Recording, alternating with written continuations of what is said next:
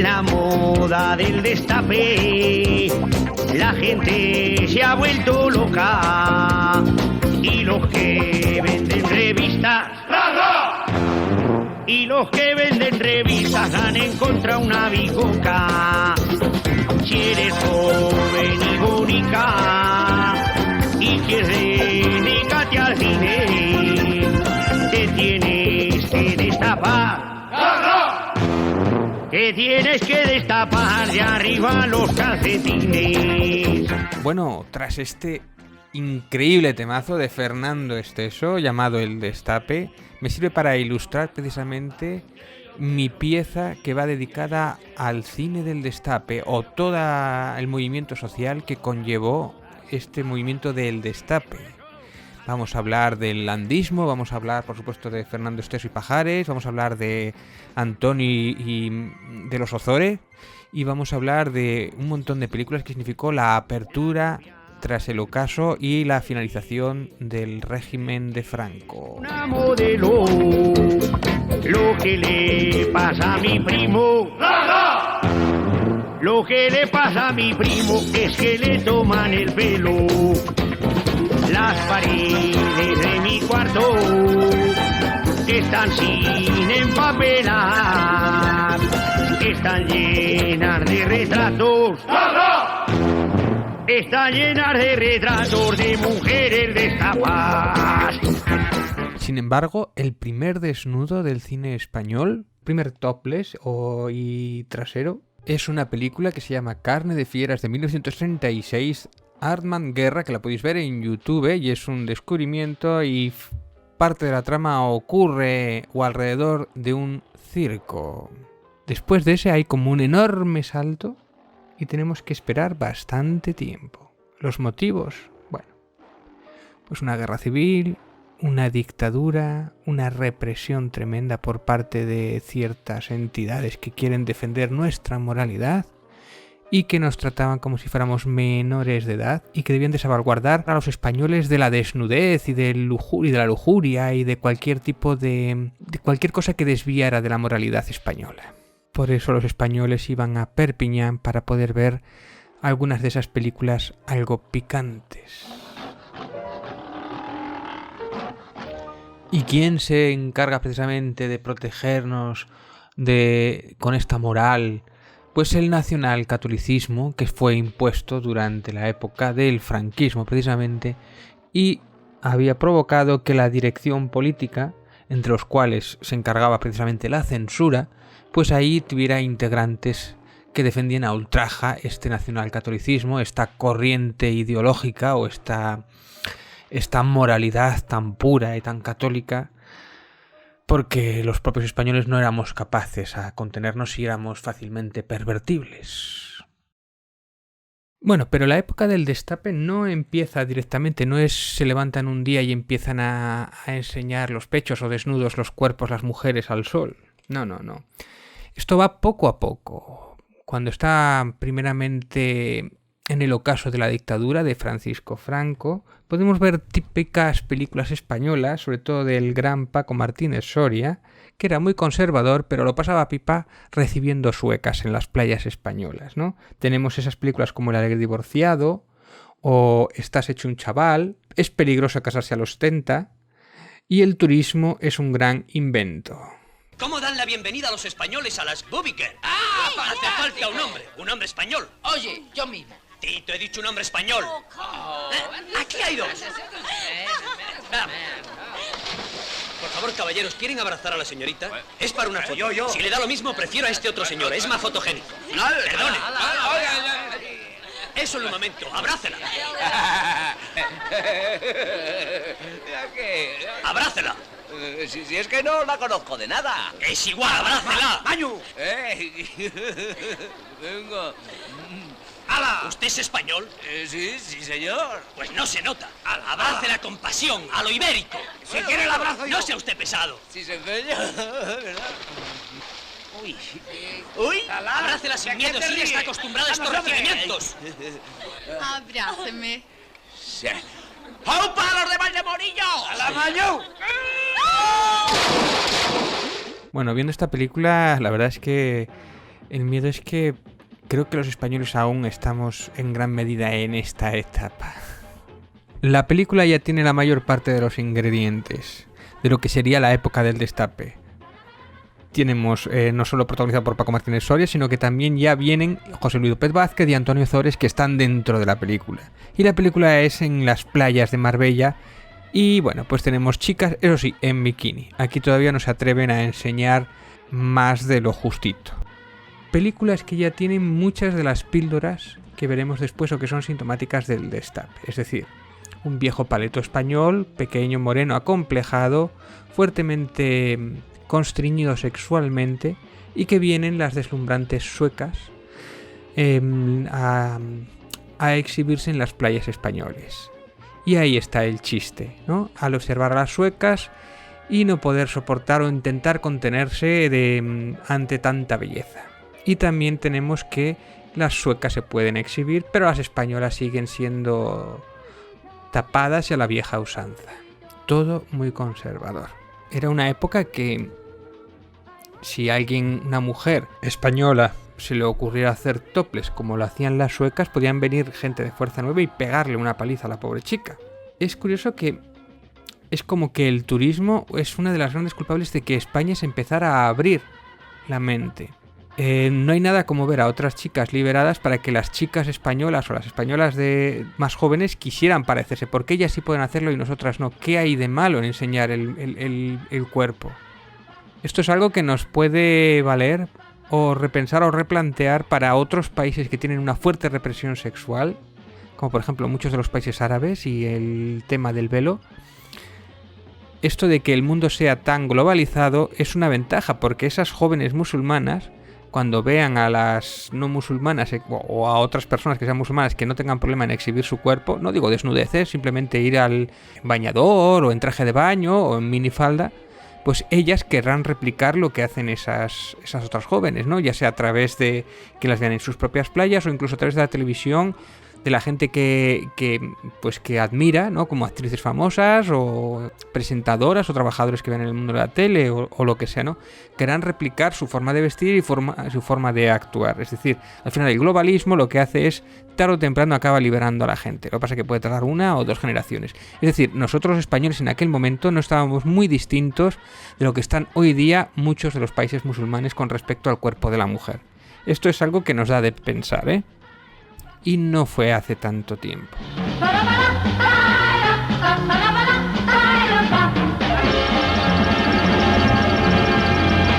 Respecto a la censura, la verdad es que era muy casual el tema de la censura en el cine. Bueno, en el cine y en la prensa y en todo lo que fuera, en todos los libros y en todo el mundo de la cultura, la censura era bastante arbitraria. A veces dejaba pasar algunas cosas que eran impensables, que no se daban cuenta, a veces censuraban gilipolleces. Recuerdo algunas de las veces que Ibáñez, por ejemplo, ya decía: no voy a poner nunca una mujer en el cómic porque a cualquier cosa que tenga curvas inmediatamente la censura lo tacha. En el cine pasa un poco lo mismo.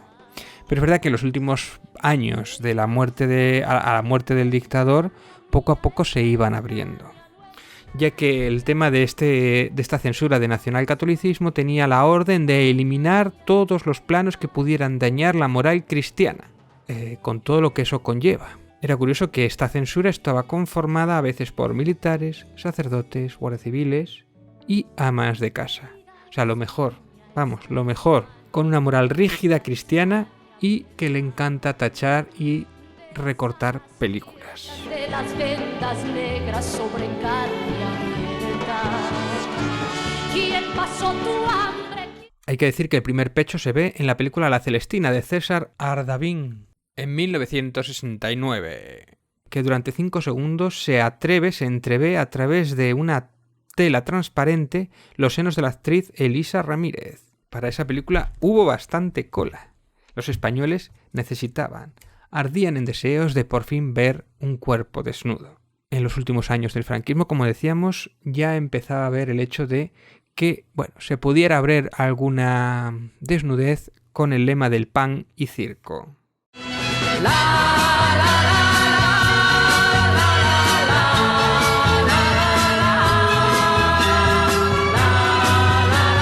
Y es a partir de entonces cuando se abre bastante la veda. y empieza lo que llamamos el cine del destape, y no tratando excesivamente bien ni a los personajes femeninos y mucho menos a las actrices. Bueno, en todas estas películas siempre hay un modus operandi, que es guiones muy cutres, donde el guión siempre forzaba exigencias del guión en el cual la chica se desnudaba por cualquier tontería. Y como eran películas muy baratas y muy rentables, por eso hubo ese boom de películas en las cuales era curioso, porque tanto ellos como ellas, la verdad es que ganaban bastante poco dinero. Ganaban bastante más igual por su gira de cabaret que por lo que fuera por una película, ¿no? Lo mismo que salía en una revista, no les pagaban nada. Pero claro, salir en una revista te promocionaba para poder hacer una película. Aquí el que ganaba dinero de verdad era el productor, que los tenía bien atados y bien esclavizados a todos. Todos estos actores de esta generación, actores y actrices, pero también incluidos los actores, ¿no? Alfredo Landa, José Luis López Vázquez y tal, nunca fueron millonarios. Sin embargo, sus productores sí ganaron mucho dinero y sí se hicieron millonarios a costa del trabajo de ellos. Y lo que trabajaron estos no está escrito. Esta generación de actores, Alfredo Landa, José Luis López Vázquez, Fernando Rey, Fernando Fernán Gómez, tenían su jornada laboral, que era por la mañana grababan el cine, por la tarde doblaje y por la noche teatro. 7 días a la semana. No tenían jornada de descanso hasta aquella famosa huelga de actores en la cual se les permitió un día de descanso. Es decir, estaban explotados. Así es verdad que después también tuvieron el callo que tuvieron, porque igual te hacían 10 o 15 películas o más al año. Con respecto a las chicas, era un poco más, se les trataba incluso peor, porque eran más como si fueran trozos de carne. Incluso a veces rodaban con la actriz, casi siempre las doblaban, y ellas incluso no sabían si era para una película, para 2 o para 5 películas sus escenas.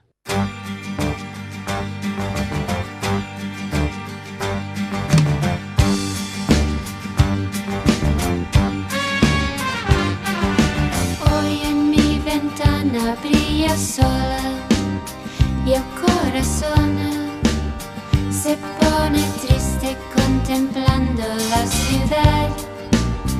¿Por qué te vas? Más películas peculiares como La Lozana Andaluza, o también incluso durante muchas de las revistas, por ejemplo 10 minutos, empezaba a mostrar fotos con sugerentes famosas como Rocío Jurado, Concha Velasco, Carmen Sevilla y Rocío Dúrcal. Esas revistas con estas mujeres exuberantes que después fueron futuras, ya eran estrellas en aquel momento, elevaron la cantidad de ventas de la revista. Se dispararon. Estamos hablando todavía de los años 60 y mucho, 68. Igual que un niño, ¿por qué te vas? ¿Por qué te vas? ¿Por qué te vas? ¿Por qué te vas? Hay también un género peculiar, un nombre que habría que poner con letras, que está con letras mayúsculas dentro del cine, que es el actor Alfredo Landa, el cual solamente tiene un caso único en el mundo, que es un tipo de cine que se llama el landismo, que nace del nombre de un actor. Eso no se ha repetido nunca en la historia del cine en general. El landismo es un proto-destape. ¡Ay! ¿Qué es lo que se ve? Echa un vistazo. ¡Qué barbaridad! Esta vez son suecas. ¿Y cómo sabes que son suecas? Cada día son distintas. Ese apartamento solo lo alquilan azafatas. Pasan un día y se van. Hoy le toca a las as. No está mal, ¿verdad? Están extraordinarias. ¿Y cómo les gusta el sol? El sol, la naranja y el hombre español como tú. Esto es lo que a mí me hacía falta. Contigo nos hinchamos. ¿Tú crees? Te lo dice Antón. Bueno, da igual que coja el tren de la noche. Así me gusta. No hay tiempo que perder. Manos a la obra. De hecho, tenemos películas como la de No desearás al vecino del Quinto, de 1970, el director Tito Fernández, producido por José Frade. José Frade producirá muchas de estas películas. Juegan con ese prototipo de las mujeres que son muy guapas, hermosas, pero también muy tontas. De hecho, la parte del guión no les favorece precisamente, y ellos son muy tontos, pero son los que llevan el peso de la trama. El peso de la trama y el peso de la película en sí, ¿no? Y sobre todo, otra cosa importante, siempre estas escenas eróticas están apoyadas siempre desde el humor. Por si acaso la censura se atrevía a quitarlas. La película de No desearás al vecino del Quinto, la historia cuenta de un de un hombre que hace pasar por homosexual para poder tener clientela al ejercer como ginecólogo, y que los hombres no tuvieran celos de que alguien tocase a sus esposas o mujeres o novias al ser homosexual y que las trataba.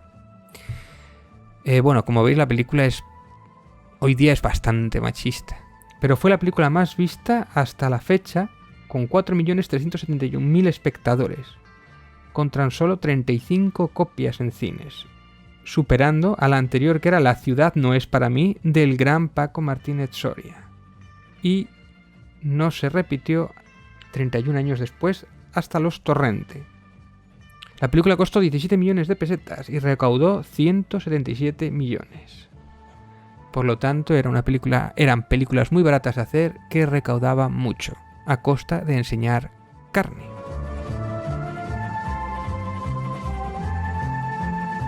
Y continuamos con el landismo. Este hombre, la figura masculina, lo que es Alfredo Landa, el típico español, pequeño, moreno, acomplejado, un permanente deseo insatisfecho, imposible resistirse ante las jóvenes extranjeras. Sin embargo, ellas eran muy abiertas, contrastaban completamente con las españolas, que eran muy ariscas, muy cerradas, vamos, que parecían vascas. Y sobre todo también, pues bueno, en estas películas han envejecido bastante mal algunas, ¿no? Tienen bastante tintes homofóbicos, incluso tratan a la homosexualidad como si fuera una enfermedad. Películas tales como Una vez al año ser hippie no hace daño, Vente pa' Alemania, Pepe, Aunque la hormona se vista de seda, o Vente a ligar al oeste. Un montón de películas protagonizadas por el bueno de Alfredo Landa, rodeado siempre de chicas en bikini picardías. Estas películas fueron catalogadas como cine S, cine alegre. Películas dirigidas ya por Mariano Ozores, Pedro Lazaga, Luis María Delgado y Fernando Merino, ya eran habituales en este cine. Y coprotagonizadas también por José Luis López Vázquez, José Sacristán y demás. ¡Viva Escandinavia! ¡Ya están aquí las suecas! Ya están aquí los tontos. Algunas de las películas más conocidas, como París bien vale una moza, de 1972, o El celtíbero español, son ejemplos de este landismo. Han venido porque saben que España es diferente. Y aquí encontrarán el sol, la paella, las corridas de toros. Y también, ¿por qué no decirlo? Algunas vienen buscando el romance, la aventura. Desde Rodolfo Valentino, los Latin Lovers, tenemos mucho cartel. Y ustedes perdonen la inmodestia. Claro que sobre gustos no hay nada escrito. Por eso, el que levanta más admiración a su paso es ese colosal producto que salió del cruce de dos pueblos fuertes, rudos y primitivos, los celtas y los iberos. Nos referimos al racial celtíbero español, que en este caso se llama Manolo.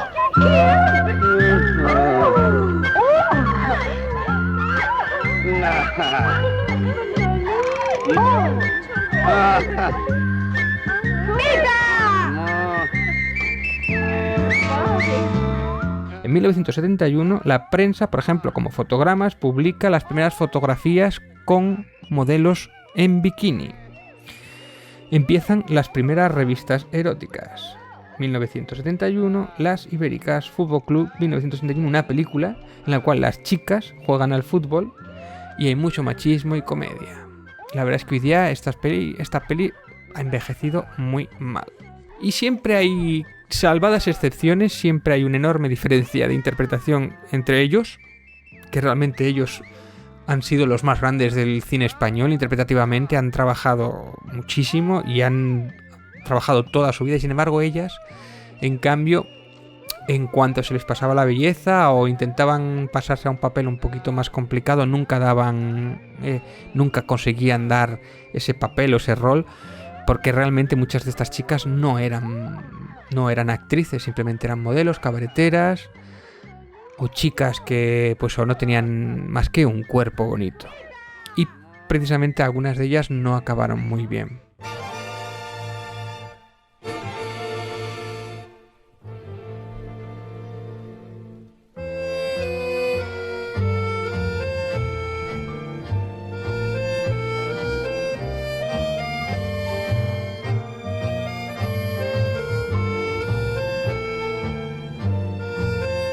En 1962 se estrena El último tango en París. Esta es italiana. Y muchísimos españoles fueron a Perpiñán para poder verla. Y estaba considerada como cine X, aquí estaba prohibida. María Schneider y su desnudo con un púbico muy peludo y la escena de la mantequilla, que son historia del cine. Mientras en España se hacían películas como El verde empieza en los Pirineos de 1973 con José Luis López Vázquez. La revista El Papus, esta revista satírica que sería una versión como lo que es después El Jueves, pero un poquito más erótica. Hay chicas hermosas en su portada. Aquí por esta fecha, en 1963, empieza a haber cierto aperturismo. Esta revista fue cerrada en varias ocasiones por la censura. También, mientras tanto, por ejemplo, Rocío Jurado, la conocida cantante, pues solía hacer algunos de sus espectáculos en televisión con sugerentes trajes. A veces la obligaban a ponerse una flor en el pecho para que no se divisara el escote, pero sin embargo esto del traje muchas veces era semi-transparente. La verdad es que visto hoy día no es nada escandaloso, pero en aquellos tiempos, pues, la moral católica, bueno, cuidado. 1975, El libro del buen amor. Aquí podemos ver los pechos de Mabel Escaño. Y El primer hombre desnudo, que fue un escándalo, que solamente mostró su trasero, que fue de Pachi Aldión. Una de las actrices principales del mundo del destape, Amparo Muñoz, que fue Miss Universo. O actrices como Nadiuska, con la película como Zorrita Martínez. O Bárbara Rey, curioso nombre, quizá tenga algo que ver con el emérito, no se sabe. Pues salía habitualmente en ropa interior durante más del 60% de la película.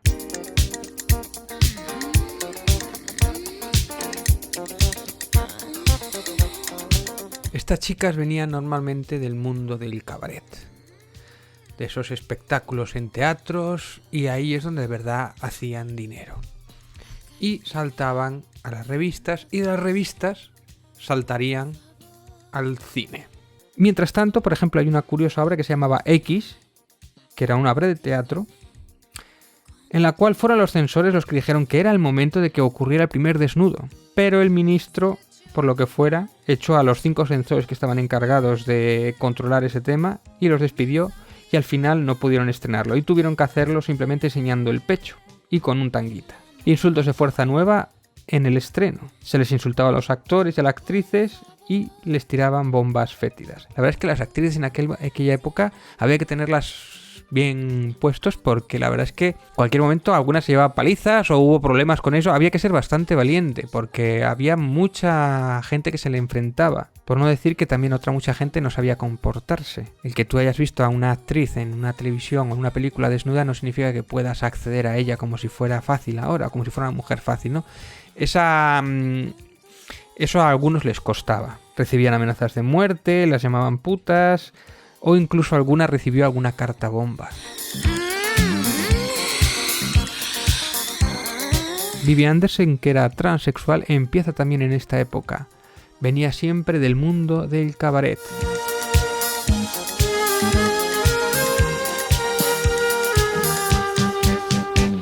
También en aquella época era curioso que las películas que se hacían, sobre todo las coproducciones europeas, se hacían dos versiones. Una, la versión española, que era más censurada, y la versión europea, en la cual sí había esos desnudos, ¿no? Se rodaba la misma escena 2 veces, se llamaba la doble versión. Hazme velar en esta noche, hazme olvidar mis toros negros, haz que mi piel sienta escalofrío. 1976. Adolfo Suárez sustituye a Arias Navarro y se estrena la primera película que tenemos un desnudo frontal, que es historia del cine, que es en la película La trastienda, una historia sobre los Sanfermines en la cual María José Cantudo nos enseña durante 3 segundos su cuerpo desnudo, frontalmente. Hay historias muy curiosas sobre esta, ¿no? Que llamó el censor y dice, ¿pero cuánto dura? ¿Pero cómo que hay un desnudo frontal? Que no sé qué tal. Sí, pero bueno, no te preocupes. Le digo yo al director que lo acorte lo más posible. Dice, ¿cuánto dura? Le preguntó al director. ¿Cuánto dura el desnudo frontal? Nada, 3 segundos, vale. Volvió a decirle al censor, oye, que le he dicho que lo va a dejar, que me ha dicho que lo va a dejar en 3 segundos, que lo ha recortado a 3 segundos, no te preocupes. Ah, vale, gracias. Embrújame con tus palabras. Tenemos otras películas interesantes como La Lozana Andaluza de 1976 con María Rosario Mayo o La Querida de 1976 con Rocío Jurado, con un desnudo de su trasero. Retrato de una familia, 1976, con una escena con un niño. Esta escena fue criticada y fue bastante escandalosa, ¿no? Con Mirta Miller, que incluso llegaron a denunciar a la actriz por esta escena. Vista hoy día esa escena, la verdad es que es de lo más inocente, no pasa de unas simples acaricias y con el pecho descubierto del niño, no es nada del otro mundo. Pero bueno, eran otros tiempos. Y además, a medida que iremos avanzando en el tiempo, esas cosas se acentuarían, ¿no? Les gustaría trasvasar ciertos límites. Tengo millares de estrellas y tengo la luna y el sol. Y la luz de tu mirada y la luz de tu mirada dentro de mi corazón. En 1976, Interview empieza la revista en la cual habla de política y chicas desnudas. Qué mejor cóctel, ¿no? La excusa de comprar la revista por la política, pero también te alegra la vista con chicas desnudas. En la cual se podía ver el pecho, pero no el pezón en la portada, hasta la llegada de Marisol. El primer desnudo sin consentimiento y en portada que salía desnuda. Fue un filón para las revistas. Marisol, que era una actriz, que era una niña prodigio de las películas de cuando el régimen, también estuvo bastante explotada en su momento, pues su desnudo provocó un impacto social, varios juicios y mucha polémica, y también muchas revistas vendidas.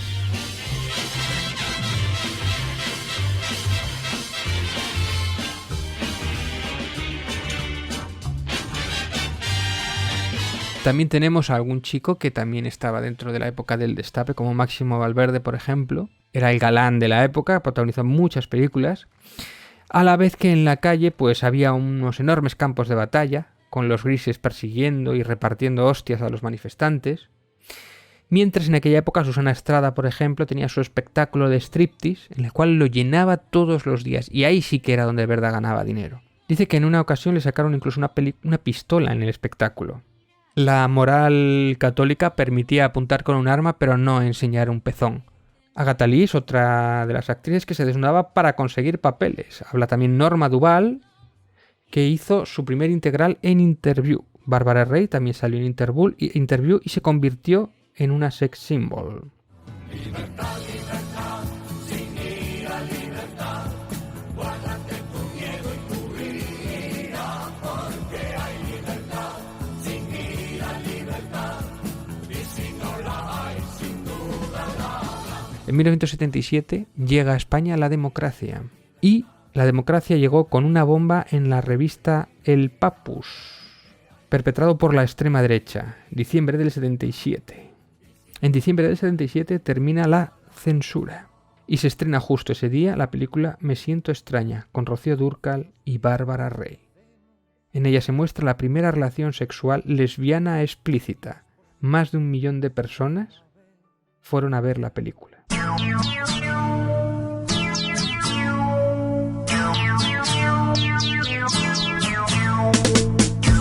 A partir de entonces empieza el desmadre, la época fuerte del destape. En 1978, el sexo ataca.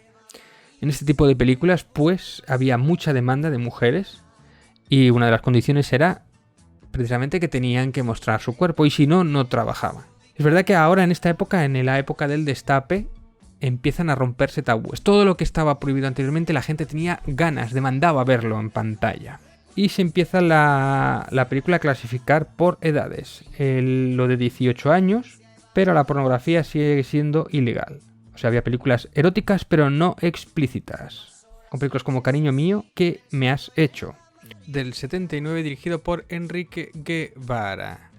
Y podemos hablar de Jesús Franco, que tiene clásicos eróticos como Sexo caníbal, El sexo está loco, Colegialas violadas, Aberraciones sexuales de una mujer casada, La noche de los sexos abiertos o El ojete de Lulú. Jess Franco, que es reverenciado en el mundo entero, menos en España, curiosamente. Y empiezan a jugar con escenas más explícitas. Bilbao, de Vigas Lunas, que es un thriller erótico en el cual le llegan a depilar el pubis de una mujer. Tiene la escena esa conocida con la maquinilla de afeitar, que justo se les desenchufa la maquinilla de afeitar cuando están rodando, entonces tienen que hacer como que a él también, en la película también se le pasa lo mismo, para volver a enchufarlo y seguir depurando y cortando el pubis de la mujer. Hecho sin dobles, por cierto. Una película que juega con... Muy morbosa esta película, ¿no? Juega con que la mujer está muerta y él es su muñeca. Y la desnuda, la viste, la coloca, pero nunca llega a tener sexo explícito, nunca llega a tener sexo completamente con ella. Es muy perturbadora esta película.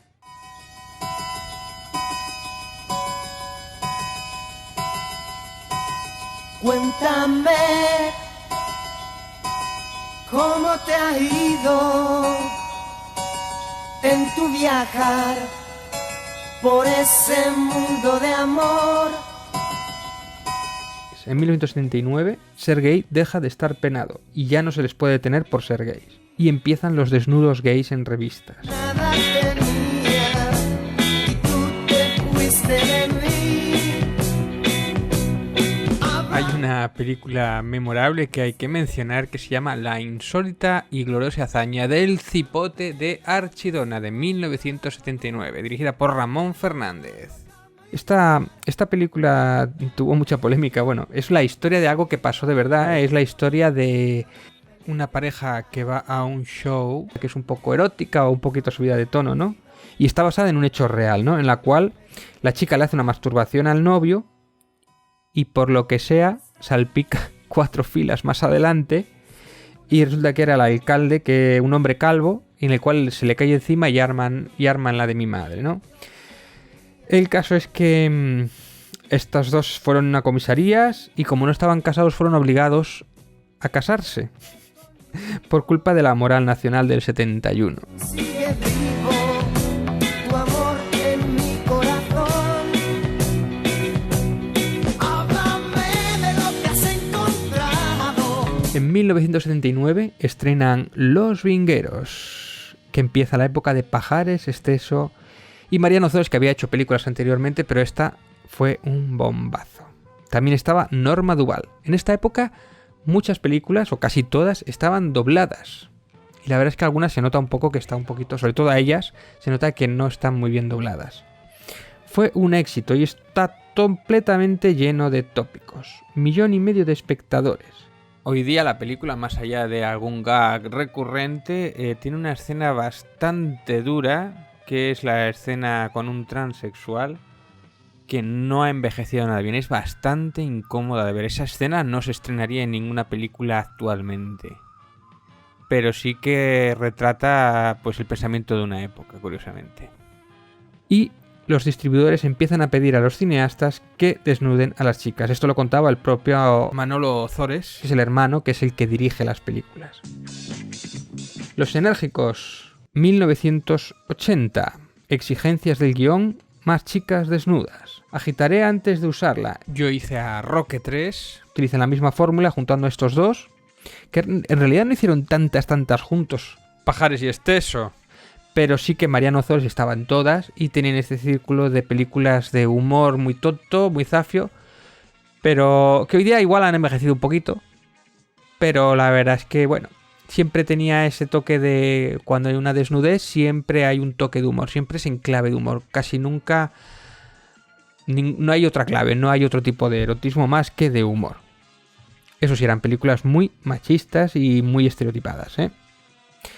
Pero bueno, hay que decir que ellos, interpretativamente, pues la verdad es que están muy bien. Y muchas veces soportan la película por ellos, ¿no? Han envejecido, bueno, porque son cosas de la época, pero si te las pones igual y estás muy aburrido, pues pasas el rato, la verdad. Sin embargo, ellas, en cambio, pues siempre, o casi siempre, era la parte más floja de las películas. Tramas absurdas, que no pasan de más allá de quiero casarme, o de me pone los cuernos, o tengo un amante, o tontunadas, hoy que me desnudo por un accidente.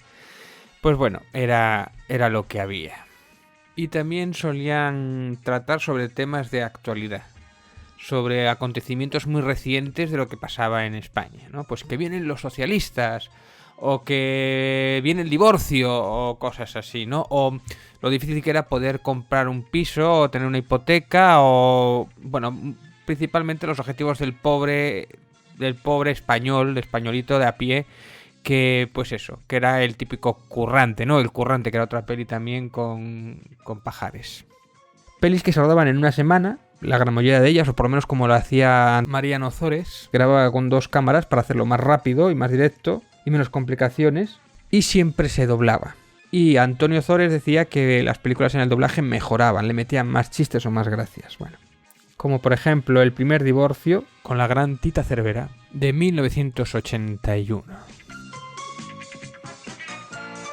El modus operandi de muchas de estas películas, me consta que Mariano Ozores no lo hacía, pero de otras películas así también del Destape, me constaba que a veces le entregaban un guión a la actriz, ella aceptaba y firmaba, pero después resulta que, por lo que fuera, el guión cambiaba y había más exigencias, ¿no? Y necesitaban enseñar más desnudez. Entonces obligaban a la actriz de alguna manera a aceptar ese desnudo. Eso era algo que pasaba habitualmente, ¿no? Por no decir también de esas relaciones un poco incestuosas entre los productores y las actrices para intentar mermar o para intentar conseguir un papel. Bueno, había mucha relación inapropiada en ese aspecto. Pero a estas chicas las engañaban muchísimo. Eso lo cuentan ellas mismas, ¿eh?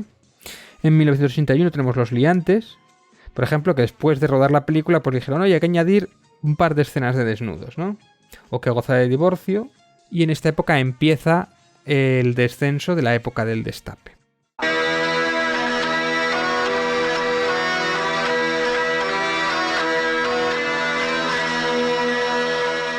En 1981, por ejemplo, Pilar Miró estrena El crimen de Cuenca, una película que estuvo secuestrada un tiempo hasta que se llegó a estrenar. Una película que se acerca precisamente al snuff movie, y una película que le seguirían otras como que vendrían después, favorecidas por una ley que impulsó la propia Pilar Miró cuando ingresó como directora general de cinematografía, entidad que le dio el propio PSOE, que acababa de ganar las elecciones en el 82, y hizo que esta ley favoreciera a películas más underground, más de cine alternativo y no tan comerciales, provocando de alguna manera el descenso de la etapa del Destape. También es verdad que la gente igual se estaba empezando a cansar de ese tipo de películas y necesitaba otras cosas, ¿no? Más realismo social o otro tipo de cine. Aunque yo creo que estas películas, que eran muy taquilleras, no necesitaban de ayuda.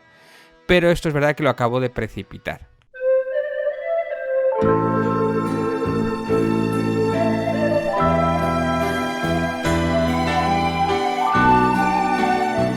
Esta ley, de hecho, favoreció, por ejemplo, a directores como Eloy de la Iglesia, o incluso tenemos a Vicente Aranda o Carlos Saura, o estos directores que intentaban hacer otro tipo de cine mucho menos comercial, pero trataban temas más sociales, o también favorecía a películas que trataban temas políticos, o temas sociales, o temas históricos. Pues bueno, lo que era el típico cine kinky, después llegaría un poco más adelante, sería Pedro Almodóvar. Era pues otro tipo de cine español, y favoreció esta ley a ese tipo de cine en detrimento de lo que era el cine del Destape, ¿no? Como El Pico, El Pico 2 o de este cine así kinky, le favorecieron, porque le podían incluso producir hasta el 50% de la película. También instauró, por ejemplo, la creación del ICA, que todavía se sigue utilizando, y estableció la creación de las salas X, es decir, ahora se podían hacer y exhibir películas X, eso sí, en salas específicas. La ley fue criticada por algunos cineastas, ¿no? Porque era como una manera de imponer una serie de gustos a la población, ¿no? Y era como intentar eliminar a un tipo de cine que no había ninguna necesidad. Aunque bueno, estas películas, si tenían taquilla, realmente tampoco es que necesitaran mucha ayuda de subvenciones, ¿no? Yo creo que precisamente hay que subvencionar a otro tipo de películas que igual no son tan vistas porque son más culturales. Pero bueno, ahí está, es una opinión. Yo soy de los que detestaba el cine de Pajares y Ozores y el Destape. Es verdad que he visto ahora con retrospectiva y las he revisitado para hacer este monográfico. La verdad es que me han aguantado mejor de lo que esperaba, ¿no? Salvado algunas escenas y salvando algunas situaciones. Pero no eran tan malas o eran tan terribles. Era más... Teníamos nosotros un enorme prejuicio con esas películas que de alguna manera nos retrataba en un momento histórico y a veces no nos gustaba vernos, ¿no? En ese aspecto me gusta mucho más Berlanga o incluso Buñuel un poco antes, que nos retrata de otra manera. Pero la verdad es que, visto estas películas, maman de estos cineastas también de primer nivel, ¿no? Entonces es como, bueno, ¿a qué consideramos españolada o qué consideramos arte? Eso ya es tan subjetivo que, bueno, el público que vea y que elija directamente.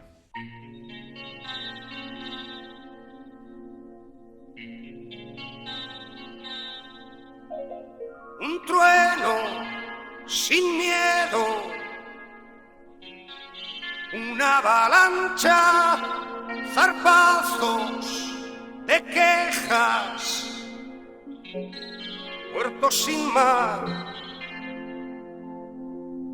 eso es Vallecas.